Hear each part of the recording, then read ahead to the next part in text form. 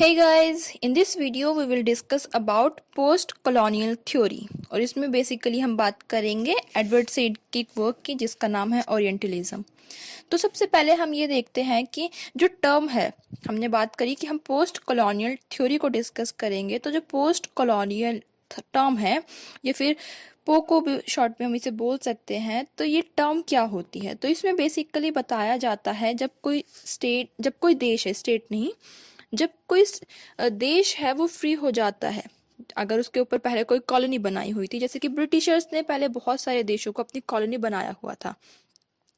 तो वो जो देश थे जिनके ऊपर ओवररूल हो रहा था, ब्रिटिशर्स कर रहे थे, तो जब ऐसी जो कॉलोनीज होती हैं, जब वो फ्री हो जाती हैं, इंडिपेंडेंट हो जाती हैं, अपनी इंडिपेंडेंस ले लेती हैं, तो उसके बाद वहाँ का जो लिटरेचर लिखा जाता है, वहाँ की जो सिचुएशन है उसके बारे में, कल्चर के बारे में, तो वो होता है वहाँ का पोस्ट कॉलोनियल लिटरेचर। और अगर हम थ्योरी की बात करें तो थ्योरी में हम बात करेंगे कि उसके बाद वहाँ पर कैसा एथनिक कल्चर है, ह्यूमन आइडेंटिटी है, रेस है, एथनिसिटी है, ये सारी चीज़ें होती हैं पोस्ट कॉलोनियलिज्म में या फिर उसकी थ्योरी में। वैसे बहुत सारे ऐसे देश हैं जो कि बहुत पहले इसमें अपनी इंडिपेंडेंस ले चुके थे। जैसे कि अगर हम अमेरिका की बात करें तो वो तो 18th सेंचुरी में ही उसे इंडिपेंडेंस मिल गई थी, लेकिन हम उसे इस चीज़ में इंक्लूड नहीं कर सकते हैं। अगर हम पोको की बात कर रहे हैं, पोस्ट कॉलोनियलिज्म की बात कर रहे हैं, तो हम इसमें अमेरिका को नहीं यूज़ कर सकते हैं, उसे इसमें नहीं डाल सकते हैं, क्योंकि ये जो पोको की जो टर्म है, पोस्ट कॉलोनियल टर्म है, ये बेसिकली उन देशों के लिए बनाई गई है जिन्हें अपनी इंडिपेंडेंस जो है 19 या फिर 20 से, जैसे कि 1960s के अराउंड में जब जिन्हें इंडिपेंडेंस मिली थी, जैसे कि इंडिया को भी 1947 में मिली है, तो उन देशों के ऊपर अप्लाई होती है जो कि 20th सेंचुरी में मिली है उन्हें। 20th सेंचुरी की लास्ट में, 20th सेंचुरी के स्टार्टिंग में उन सब पर यह टर्म अप्लाई होती है। जैसे केन्या की है, अफ्रीका की है, इन सबको 20th सेंचुरी में 19 समथिंग में, 1963 में ऐसे मिली है।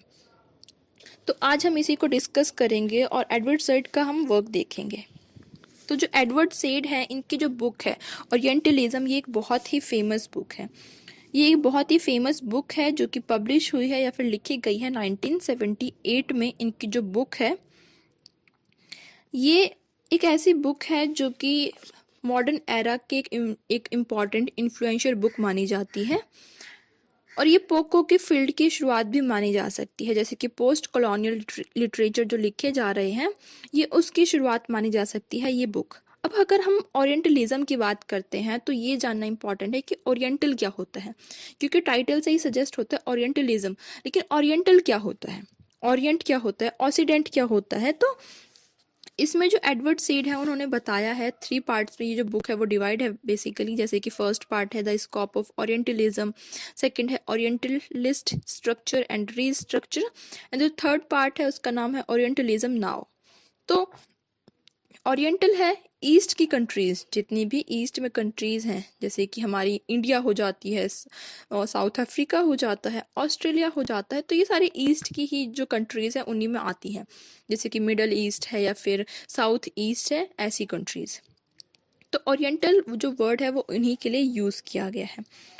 तो जो एडवर्ड सैड है, उनका ये जो इवोल्यूशन है या फिर जो क्रिटिक है, उनका ये जो वर्क है, उसमें ये सारी चीज़ें दिखाई देती हैं। उनके ओरिएंटलिस्ट या फिर ओरिएंटलिज्म इस बुक में उन्होंने क्रिटिक किया है बहुत सारे बिलीव्स को, जिन्होंने पहले से ये अज्यूम करा कि जो ब्लैक लोग हैं, जो ईस्ट की कंट्रीज़ हैं, वो सैवेज हैं या फिर उन्हें कुछ आता नहीं है, वो पैसिव हैं। तो इन्होंने इन सभी चीज़ों को अपनी इस बुक में क्रिटिसाइज़ किया है, क्रिटिक उसमें लिखे हैं। द फर्स्ट ओरिएंटलिस्ट वो 19th सेंचुरी स्कॉलर। अब ओरिएंटलिस्ट कौन है? ओरिएंटलिस्ट जो ईस्ट के कल्चर को पढ़ते हैं वो होते हैं ओरिएंटलिस्ट। अब जो फर्स्ट ओरिएंटलिस्ट थे 19th सेंचुरी के स्कॉलर थे, जिन्होंने बहुत सारे ओरिएंट के वर्क को ट्रांसलेट किया इंग्लिश में, और वो जो एजम्पशन थी उनकी वो बहुत ज़्यादा इफ़ेक्टिव थी। लेकिन वो इफ़ेक्टिव तो थी, लेकिन उनके अपने प्रोस्पेक्टिव से, अपने तरीके से।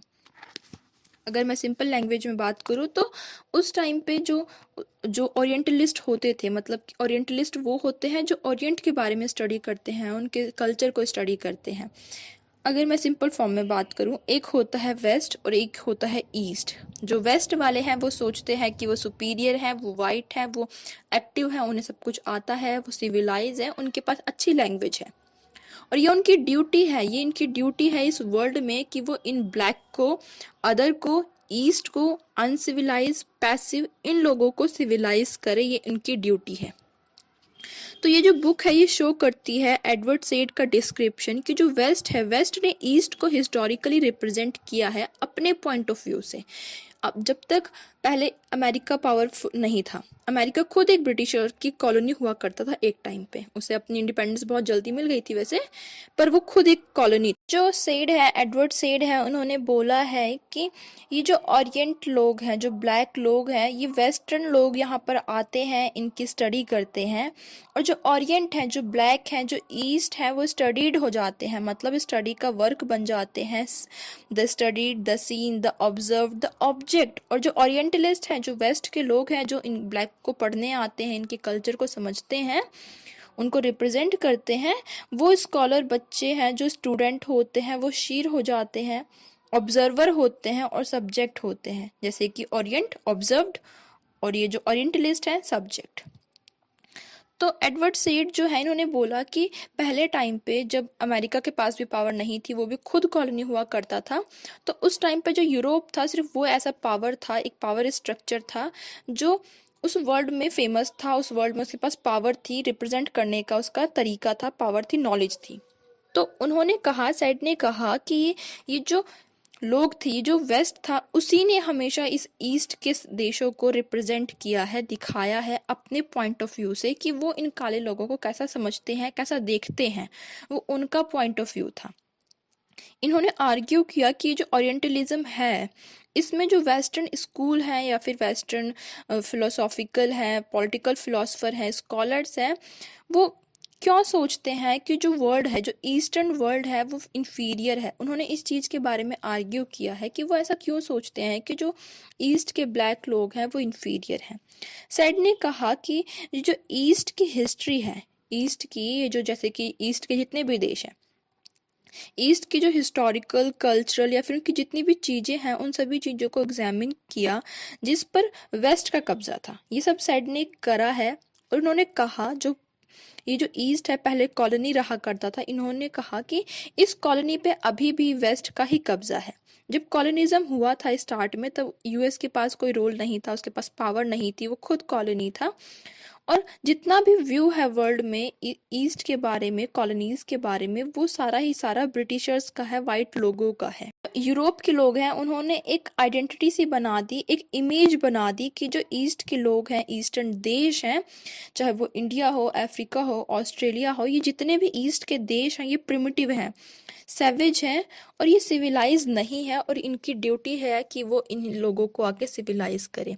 बुक के स्टार्ट में अर्ली 18th सेंचुरी की बात करते हैं कि जो वेस्ट है, जो ब्रिटिशर्स हैं, वो सही से ईस्ट पर रूल नहीं कर पाए। जब उन्होंने यहाँ पर कॉलोनीज बनाई, कॉलोनिज्म स्टार्ट हुआ, तब उन वाइट लोगों को, ब्रिटिशर्स को, उस वेस्ट के लोगों को इसके बारे में, ईस्ट लोगों के बारे में नहीं पता था, इनके कल्चर, इनके लैंड के बारे में कोई नॉलेज नहीं थी।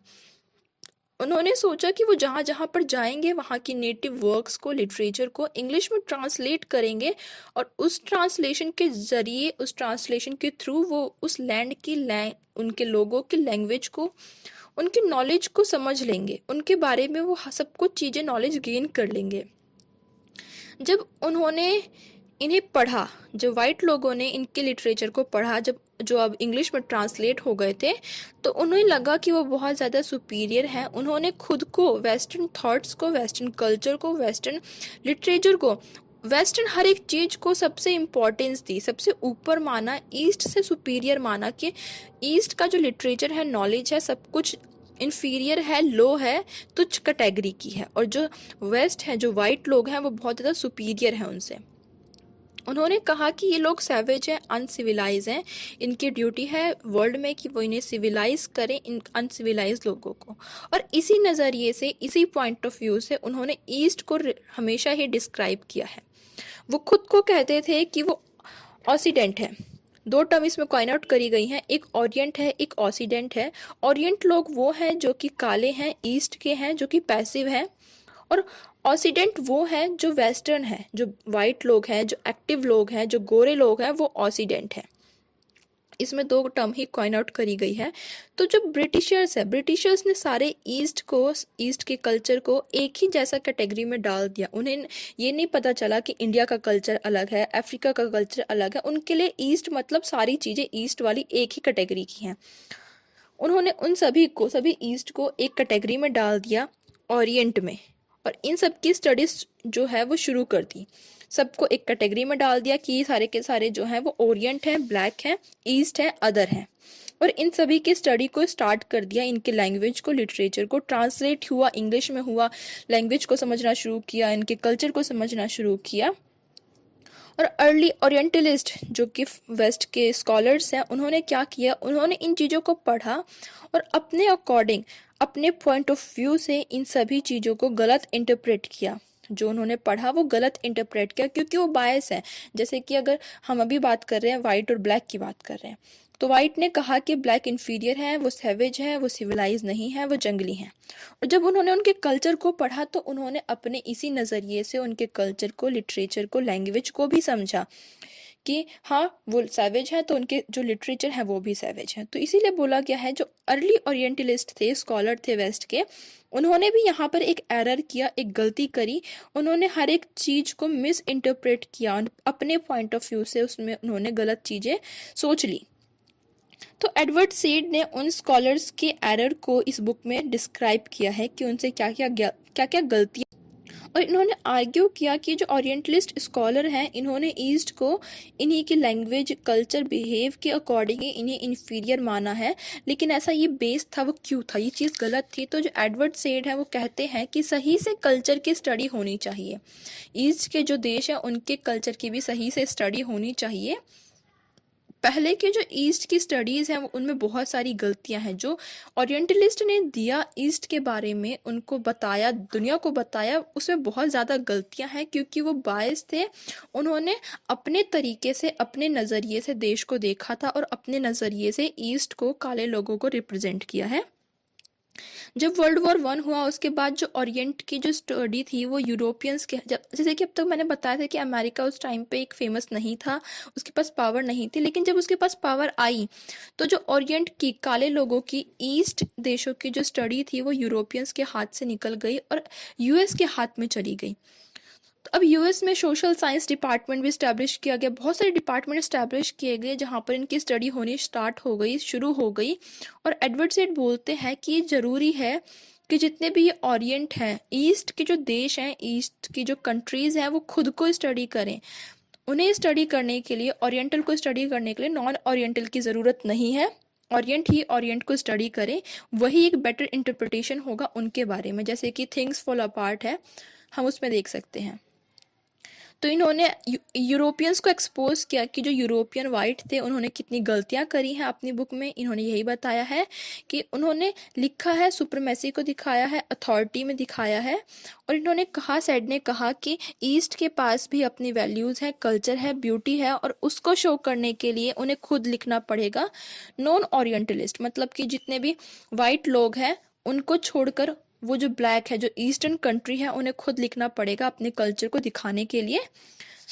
और ये वीडियो यहाँ पर ख़त्म होती है। आई रियली होप कि आपको वीडियो समझ में आई होगी। बेसिकली अगर आपको वीडियो पसंद आई है और समझ में आई है तो वीडियो को लाइक और शेयर करें, and don't forget to subscribe my channel. Thank you.